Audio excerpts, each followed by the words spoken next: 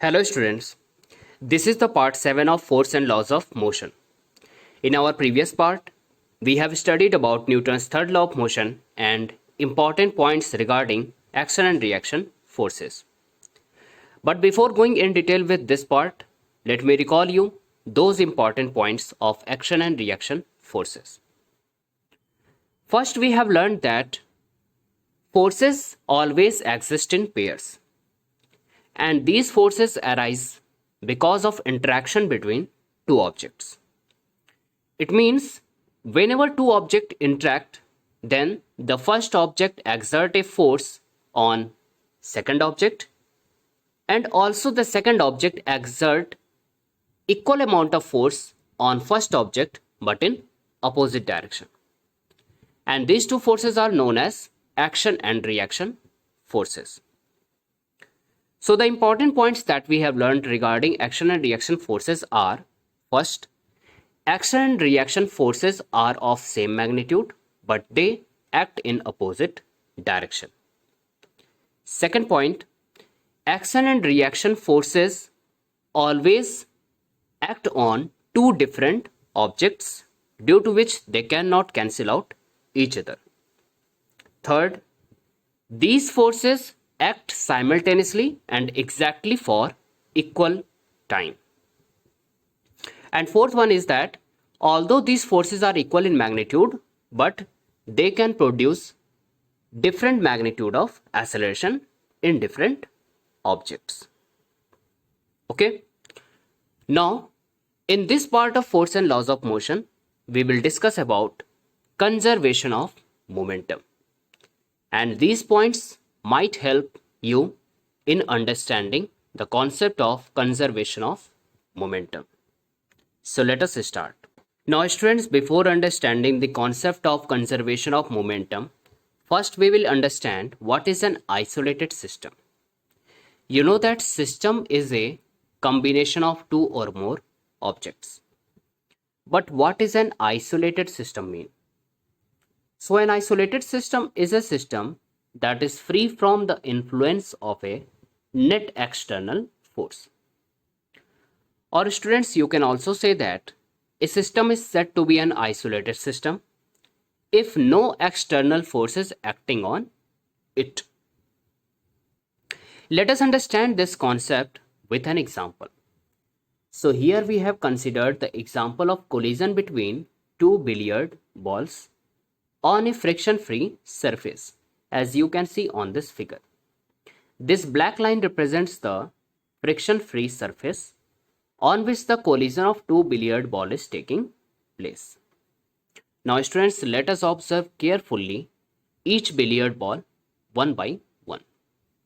So first we will see the left billiard ball.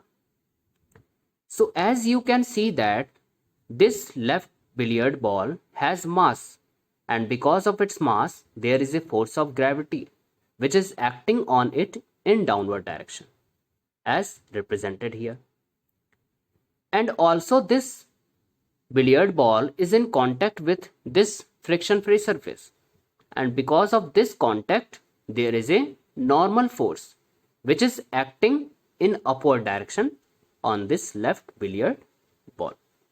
It means on this billiard ball there are two forces. First, force of gravity which is acting in downward direction, and second, force of normal which is acting in upward direction. And because both these forces have the same magnitude and opposite direction, so they will cancel out each other as they are acting on the same object. Okay, now let us observe the right billiard ball. So same situation happens for right billiard ball also. So here you can see that because of its mass, a force of gravity acts on it in downward direction, and because of the contact with this friction-free surface, there is a normal force which is acting in upward direction on the same ball. So again, there are two forces. One is normal force and other is force of gravity.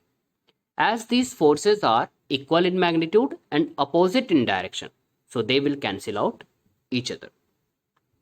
So we can say that because of these two gravitational forces and these two normal forces. There is no net force acting on these billiard balls. Why? Because they balance out each other. I hope it is clear. Now, let us understand what is the force Fc here. According to Newton's third law of motion, you know that whenever two objects interact, then they exert equal amount of force on each other but in opposite direction. So you can see that when these two billiard balls collide, then what happens? At the time of collision, they interact for a short time. And when they interact, then they exert equal forces Fc on each other but in opposite direction. Now students, you tell me, does these forces cancel out each other? No. These forces do not cancel out each other because you can see that these forces are acting on two different objects. So they will not cancel out each other. So from this example, it is clear that the only unbalanced force which is acting on this system is Fc. And this force arises because of the contact between the two balls within the system. So this is an internal force. It is not an external force. So it is clear that in this system, which is consisting of two billiard balls, no external force is acting. And we know when no external force is acting on a system, then such a system is known as isolated system. So this is an example of isolated system. We can also write this is an example of isolated system, as here the unbalanced forces are internal force, not external, as they arise from the contact of two balls within the system. Now students, you have understood what is an isolated system. Again, you know, second law of motion states that the rate of change of momentum is directly proportional to external unbalanced force. That is, we can say that momentum of an object changes when an external unbalanced force acts on it. And if the momentum of an object is going to change by the application of external unbalanced force, then the momentum of the system will also change. So we can say the momentum of a system is not conserved if an unbalanced external force is acting on that system. That's why conservation of momentum is defined in an isolated system, because we know isolated system is that system on which no net external force is acting. And if no external force is acting, then the momentum of the system is not going to change. That is, we can say the momentum of that system will remain conserved. So let us see the law of conservation of momentum. So the statement of law of conservation of momentum is, for an isolated system, the total momentum of the system remains conserved. So I hope it is clear that why isolated system, because you know isolated system is that on which no external force is acting, and if no external force is acting, then the momentum of the system is not going to change. That is, we can say the total momentum of the system remain conserved or constant. Also, the law of conservation of momentum is a universal law, and it is applicable for all types of system from the atomic level to the astronomical level. Now students, we will see the derivation of law of conservation of momentum with the help of collision of two balls which are traveling in same direction along a straight line. So let us see collision of two moving balls and law of conservation of momentum. Consider two balls A and B of masses m1 and m2 are traveling in the same direction along a straight line with velocities u1 and u2 respectively, as shown in the figure. As you can see from this figure, there are two balls A and B of masses m1 and m2 respectively, which are moving along a straight line in same direction with initial velocities u1 and u2. u1 is the initial velocity of ball A and u2 is the initial velocity of ball B. Also, there is no external unbalanced force acting on these balls. Now students, you know momentum of an object is equal to product of the mass and velocity of the object. So from this figure, we can write the initial momentum of the ball A as product of its mass m1 and initial velocity u1. In the same way, initial momentum of the ball B can be written as product of the mass m2 and initial velocity u2. So let us write initial momentum of ball A is equals to m1 into u1 and initial momentum of ball B is equals to m2 into u2. Now students, let us suppose that the initial velocity u1 of ball A is higher than the initial velocity u2 of ball B. Then for surely they collide at some instant of time because they are moving along a straight line in the same direction. And whenever they will collide, then they must interact for certain time. And according to Newton's third law of motion, we know that whenever two objects interact, then they will exert equal forces on each other but in opposite direction. So if u1 is greater than u2, means the initial velocity of ball A is greater than initial velocity of ball B. Then at some instant the two balls collide with each other. Let the collision lasts for time t. It means during collision the two balls interact with each other for t time. And during this time of interaction, these two balls apply same force on each other but in opposite direction. So let ball A exert a force FAB on ball B, and similarly the ball B exert a force FBA on ball A. Let us understand these two terms FAB and FBA. So the force FAB means force exerted by ball A on ball B, and similarly the force FBA means force exerted by ball B on ball A. Now students, we will draw the situations at the time of collision and after collision. So here you can say this is the ball A and this is the ball B. So from this figure it is clear that these two balls are interacting each other for let a time say t. As these two balls are interacting with each other, so they will apply forces on each other. So let us draw. These are the two forces. So this black arrow represents the force exerted by ball A on ball B. And this blue arrow represents the force exerted by ball B on ball A. So you know that the force exerted by ball A on ball B is FAB. So we can represent this black arrow as FAB, and the force exerted by ball B on ball A is FBA. So we can represent this blue arrow by FBA as it is. Okay. Now we will draw the situation after collision. So at collision what happened? The forces are applied on these two balls, and due to these forces the velocity of the balls are going to change. Now the two balls will not move with the same initial velocity u1 and u2. After collision their velocity is going to change. Let us say this is the ball A which is moving with velocity v1, and this is the ball B which is moving with velocity v2 after collision.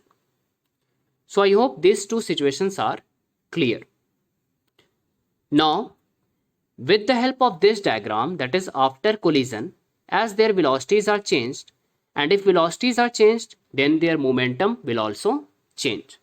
So we will find the final momentum of these two balls after collision. So let us see. So these are the two figures.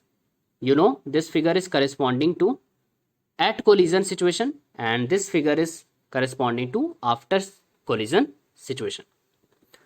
Now from this figure you can write that the final momentum of the ball A as the product of mass m1 and the final velocity v1, and similarly the final momentum of the ball B as the product of mass m2 and the final velocity v2. So let us write final momentum of ball A is equals to m1 into v1 and final momentum of ball B is equals to m2 into v2.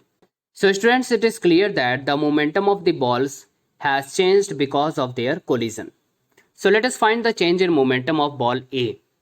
So change in momentum of ball A can be written as final momentum minus initial momentum. Final momentum of ball A is m1 v1 and initial momentum of ball A was m1 u1. So we can write change in momentum as m1 v1 minus m1 u1. Now again, according to Newton's second law of motion, we know that the rate of change of momentum of an object is equals to the unbalanced external force acting on it. And from this figure, it is clear that FBA is the force which is acting on the ball A and FAB is the force which is acting on the ball B. It means we can say that the force FBA is equals to rate of change of momentum of the ball A. And the force FAB is equals to rate of change of momentum of the ball B. So let us write the force FBA which is acting on ball A. So FBA can be written as change in momentum of ball A divided by time. So here you can see FBA is equals to change in momentum, that is m1 v1 minus m1 u1 divided by t. Similarly, we can find the change in momentum of ball B. So change in momentum of ball B can be written as final momentum of ball B minus initial momentum of ball B. And here the final momentum of ball B is m2 v2 and initial momentum of ball B was m2 u2. So we can write the change as m2 v2 minus m2 u2. And again, following the same process, we can find the value of FAB, that is the force acting on the ball B, as rate of change of momentum of the ball B. So let us write FAB is equals to change in momentum of ball B divided by time, that is m2 v2 minus m2 u2 divided by t. And according to Newton's third law of motion, we know that the forces FAB and FBA, which arise because of the interaction of two balls, are of same magnitude but opposite direction. So we can write FAB is equals to minus times of FBA. Here minus sign indicates that the force FBA is opposite in direction to the direction of the force FAB. Now we will simply put the values of FAB and FBA. So after putting the values, we have m2 v2 minus m2 u2 divided by t is equals to minus times of m1 v1 minus m1 u1 divided by t.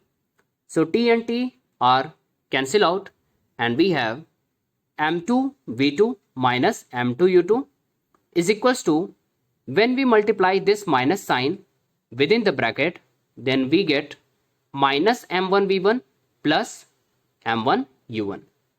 Again, taking this term minus m1 v1 on left hand side and the term minus m2 u2 on right hand side, we can write m1 v1 plus m2 v2 is equals to m1 u1 plus m2 u2.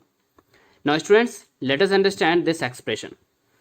So in this expression on the left hand side, you can see that m1 v1 is the final momentum of the ball A after collision, and m2 v2 is the final momentum of ball B after collision. If we add these two terms, then it gives the total final momentum after collision of the ball A and B. And on right hand side, you can see the term m1 u1 is the initial momentum of ball A before collision, and m2 u2 is the initial momentum of the ball B before collision. And again, if we add these two terms, then it will give the total initial momentum of the ball A and ball B before collision. So we can write total momentum after collision of ball A and B is equal to total momentum before collision of ball A and B. So we can conclude that the total momentum of balls A and B remains unchanged or conserved during their collision when no external force acts on them. So this is the law of conservation of momentum, which we have derived with the help of collision of two balls. Now students, in our next part of force and laws of motion, we will discuss some example which illustrates the conservation of momentum. And also we will find the recoil velocity of gun with the help of conservation of momentum. Thank you students.